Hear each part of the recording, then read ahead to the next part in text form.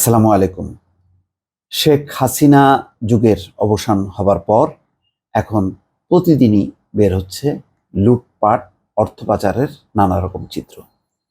কিছুক্ষণ আগে ব্রেকিংয়ে দেখাচ্ছিল যে এস আলমের মালিকানাধীন যে 6টি ব্যাংক আছে সেখানে নতুন ঋণ বিতরণে নিষেধাজ্ঞা দিয়েছে বাংলাদেশ ব্যাংক। সেই খবরটি তারা প্রকাশ করছে এবং সেই সাথে আরেকটি খবর যে জনতা ব্যাংকের চট্টগ্রাম কর্পোরেট শাখার সব টাকা এস আলমের পকেটে। দর্শক বুঝতে পারছেন যে দুর্নীতি লুটপাট কোন পর্যায়ে। ইসলামী ব্যাংক তো মানে রীতিমতো খেয়ে এটা ফোকলা বানানো হয়েছে।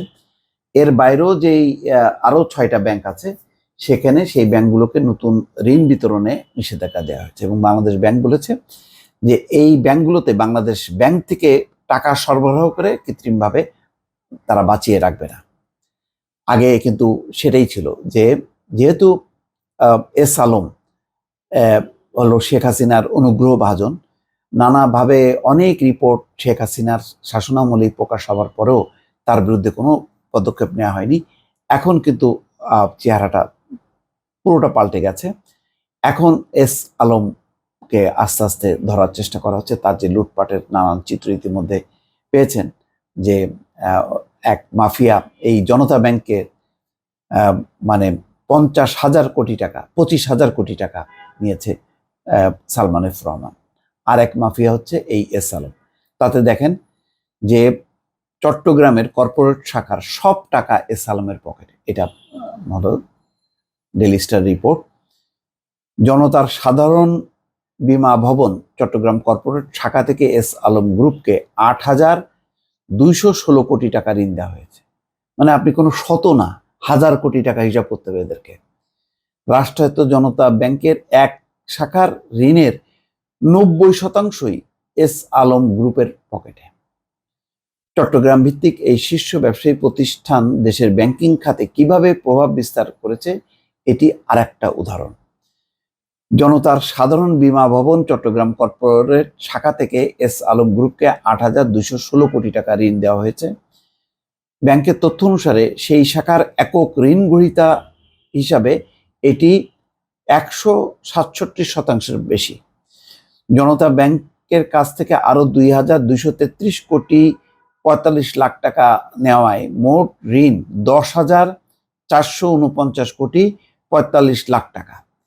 এটি ব্যাংকটির পরিশোধিত মূলধনের 451.57%।